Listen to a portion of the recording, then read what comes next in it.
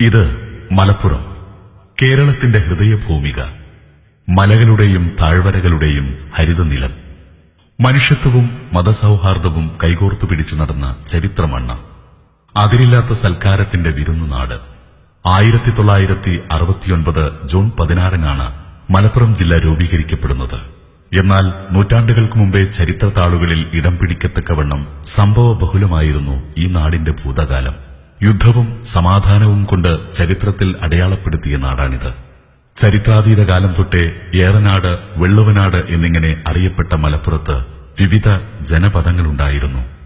ചേര സാമ്രാജ്യത്തിന്റെ ഭാഗമായിരുന്ന മലപ്പുറത്തിന്റെ പടിഞ്ഞാറേ തീരങ്ങളിൽ റോമിൽ നിന്നും ചൈനയിൽ നിന്നും അറേബ്യയിൽ നിന്നുമുള്ള കപ്പലുകൾ നങ്കൂരമിട്ടിരുന്നു. കോഴിക്കോടിനൊപ്പം പൊന്നാനിയും ലോകപ്രശസ്തമായ തുറമുഖങ്ങളിലൊന്നായിരുന്നു.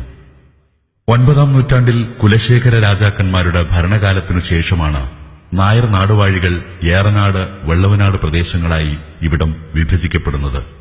സാമൂതിരിയുടെ മേൽക്കോയ്മയ്ക്ക് നേരെ ചാവേറുകളാൽ എതിർത്തുനിന്ന പോരാട്ടത്തിന്റെ മലപ്പുറം പാരമ്പര്യം അന്നേ ഈ നാട് പ്രദർശിപ്പിച്ചിരുന്നു. അതോടൊപ്പം വിദേശ വണിക്കുകൾക്കായി സുഗന്ധവ്യഞ്ജനങ്ങളുടെയും വനവിഭവങ്ങളുടെയും മഹത്തായ നിധി ഒരുക്കിവെക്കുകയും ചെയ്തു. 15-ാം നൂറ്റാണ്ടിൽ വാസ്കോഡഗാമയുടെ കപ്പലോട്ടങ്ങളുടെ ഗതി മലബാർ തീരങ്ങളിലേക്ക് തിരിച്ചത് കേരള ചരിത്രത്തിലെ കറുത്ത തീയതികളിലാണ്. സ്നേഹത്തിന്റെയും സൗഹാർദ്ദത്തിന്റെയും ഈ തീരഭൂമിയെ ശത്രുതയുടെ വാളുകൊണ്ട് അടയാളപ്പെടുത്തിയ ഒരു നൂറ്റാണ്ടായിരുന്നു അത്. കുഞ്ഞാലിമരക്കാർമാരുടെ നേതൃത്വത്തിൽ പോർച്ചുഗീസുകാർക്കെതിരെ നടന്ന ധീരമായ യുദ്ധത്തിന് ആശയപരമായ നേതൃത്വം നൽകിയത് മലപ്പുറം ജില്ലയുടെ തീരനഗരമായ പൊന്നാനിയാണ്. തുഹഫത്തുൽ മുജാഹിദീനിലൂടെ ഈ ആഹ്വാനം ലോകമെങ്ങും മുഴങ്ങി.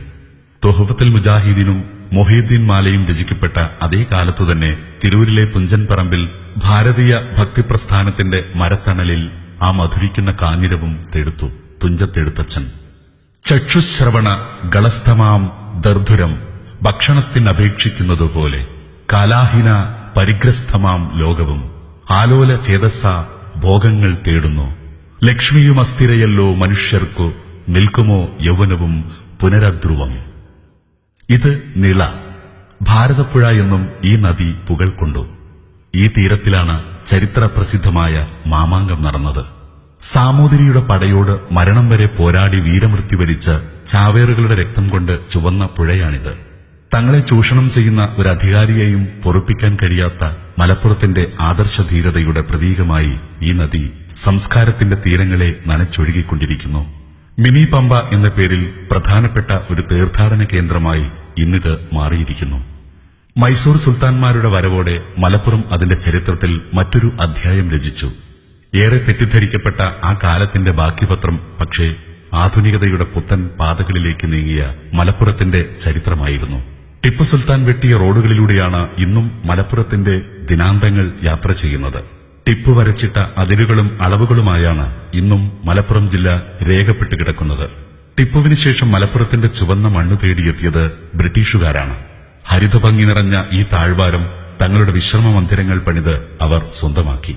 ഇവിടുത്തെ വനവിഭവങ്ങളും തേക്കും സ്വന്തം നാട്ടിലേക്ക് കടത്തി. ഇവിടുത്തെ സംസ്കാരത്തെയും സ്വസ്ഥ ജീവിതത്തെയും മുറിപ്പെടുത്തി. അതോടെ മലപ്പുറത്തെ പോരാട്ടവീര്യം വീണ്ടും ഉണർന്നു. 18-ാം നൂറ്റാണ്ടിന്റെ പകുതി മുതൽ 1921 വരെ നീണ്ടുനിന്ന മാപ്പിള പോരാട്ടങ്ങളുടെ ദീർഘചരിത്രം മലപ്പുറത്തിന്റെ അധിനിവേശ വിരുദ്ധ സമരങ്ങളുടെ നാൾവഴികളാണ്. വാരിയൻ കുന്നത്ത് കുഞ്ഞഹമ്മദ് ഹാജിയും ആലി മുസ്ലിയാരും കെ മാധവൻ നായരും മുഹമ്മദ് അബ്ദുറഹിമാൻ സാഹിബും ഈ മണ്ണിൽ സ്വാതന്ത്ര്യ സമരത്തിന്റെ ആവേശം വിതച്ചവരാണ്. കോട്ടക്കുന്നിന്റെ ഈ ചെരുവിൽ വെച്ചാണ് വാരിയൻ കുന്നത്ത് കുഞ്ഞഹമ്മദ് ഹാജി അടക്കമുള്ള മാപ്പിള പോരാളികളെ ബ്രിട്ടീഷ് പട്ടാളം വെടിവെച്ചു കൊന്നത്. ആ സ്മരണകളുടെ താഴ്വരകൾ ഇന്ന് സഞ്ചാരികളെ കാത്ത് അണിഞ്ഞൊരുങ്ങി നിൽക്കുന്നു. മലപ്പുറം കാണാനെത്തുന്ന ആരെയും ഇരുകൈയും നീട്ടി സ്വീകരിക്കുന്ന സ്നേഹസമ്പന്നരാണ് ഇവിടുത്തുകാർ. സഞ്ചാരികളെ മാടി വിളിക്കുന്ന ഈ പ്രകൃതി ദൃശ്യങ്ങളാണ് ഈ ജില്ലയുടെ ഏറ്റവും വലിയ ഈടുവെപ്പുകൾ.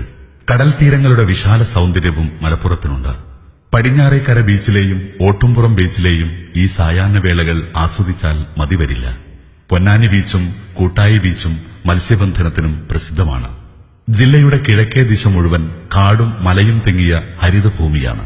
ഏറ്റവും പഴയ തേക്കുകാടുകളിലൊന്നായ നിലമ്പൂരിലെ കനോലി പ്ലോട്ട് ജില്ലയിലാണ്.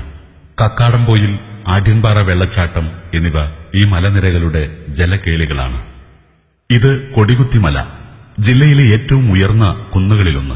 പൊന്നാനി തുറമുഖത്തണയുന്ന കപ്പലുകൾക്ക് വഴികാട്ടാൻ ഈ മലയുടെ മുകളിൽ കൊടികുത്തിവച്ചിരുന്നുവത്രേ. അങ്ങനെ ഈ മലയ്ക്ക് കൊടികുത്തിമല എന്ന പേരുകിട്ടി. ആയിരക്കണക്കിന് സഞ്ചാരികളാണ് ഈ മലയുടെ സാഹസിക സൗന്ദര്യം ആസ്വദിക്കാൻ വർഷം തോറും എത്തുന്നത്. കോട്ടക്കൽ ആര്യവൈദ്യശാല കൊണ്ട് ലോക പ്രശസ്തവുമാണ് ഈ ജില്ല. ചരിത്രകാലം തൊട്ടേ ആത്മീയ സംസ്കാരത്തിന്റെ വിളനിലമായിരുന്നു മലപ്പുറം. പൊന്നാനിയും തിരൂരും തിരുനാവായും അങ്ങാടിപ്പുറവും മമ്പുറവുമെല്ലാം തീർത്ഥാടനത്തിന് പ്രസിദ്ധമായ പ്രദേശങ്ങളാണ്. ചരിത്രവും പാരമ്പര്യവും ഇഴപിരിച്ചെടുത്ത സൗഹൃദത്തിന്റെ സംസ്കാരമാണ് മലപ്പുറം. നിലമ്പൂർ കോവിലകത്തിന്റെ ഈ ഇടനാഴികകൾ തൊട്ട് മമ്പുറം പള്ളിയുടെ ഈ മിനാരങ്ങൾ വരെ പാടിപ്പുകഴ്ത്തുന്നത് ഈ സൗഹൃദത്തെയാണ്. കുറെ കൂടി പരാമർശിക്കേണ്ട പോരിശകൾ മലപ്പുറത്തുണ്ട്. കേരളത്തിലെ മറ്റു ജില്ലകളുമായി താരതമ്യപ്പെടുത്തുമ്പോൾ വൃദ്ധസദനങ്ങളും ആത്മഹത്യയും ഏറ്റവും കുറഞ്ഞ ജില്ലയാണിത്. കാരുണ്യത്തിന്റെ കാര്യത്തിൽ സംസ്ഥാനത്തിന് തന്നെ മാതൃകയാണ് മലപ്പുറം ജില്ല. കേരളത്തിലെ പെയിൻ ആൻഡ് പാലിയേറ്റീവ് പ്രസ്ഥാനം ഏറ്റവും നല്ല പ്രവർത്തനം കാഴ്ചവെക്കുന്നത് മലപ്പുറത്താണ്. ഇത് ഇന്ന് ആഗോള ശ്രദ്ധ പിടിച്ചുപറ്റിയിരിക്കുന്നു. മലപ്പുറം ജില്ലാ പഞ്ചായത്തിന്റെ വൃക്കരോഗ ചികിത്സാ സഹായമാണ് എടുത്തുപറയേണ്ട മറ്റൊരു കാര്യം. ഗൾഫ് പണമാണ് ജില്ലയെ തളരാതെ താങ്ങി നിർത്തുന്നത്. ആ മരുഭൂമിയാണ് ഈ ജില്ലയുടെ പട്ടിണിയും പരിവട്ടവും മാറ്റിയത്. ഇന്ന് വികസനത്തിന്റെ അതിരുകളില്ലാത്ത ആകാശത്തേക്ക് പടർന്നു കയറാൻ പരിശ്രമിക്കുകയാണ് മലപ്പുറം. വിദ്യാഭ്യാസവും ആത്മവിശ്വാസവുമുള്ള പുതുതലമുറ ഇച്ഛാശക്തിയോടെ ഈ മുന്നേറ്റത്തോടൊപ്പമുണ്ട്. അതിരുകളില്ലാത്ത സൽക്കാരം, അതാണ് ഈ നാടിന്റെ മുഖക്കുറിപ്പ്. ഇവിടേക്ക് വരൂ, രണ്ടു കൈയും നീട്ടി സ്വീകരിക്കും. സ്നേഹത്തിന്റെ ഇളനീരും മതസൗഹാർദ്ദത്തിന്റെ പട്ടുമെത്തയും നൽകി ഈ നാട് നിങ്ങളെ സൽക്കരിക്കും.